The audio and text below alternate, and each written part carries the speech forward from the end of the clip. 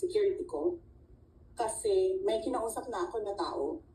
Sinabi ko sa kanya, kapag pinatay ako, patayin mo si BBM, si Lisa Araneta, at si Martin Romales. No Oh joke. my God.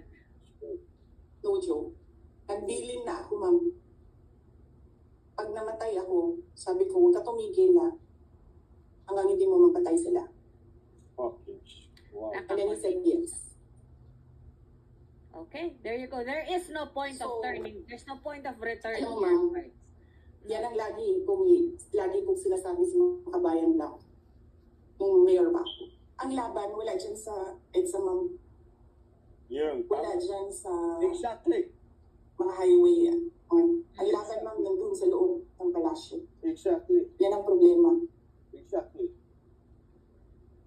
We appreciate yung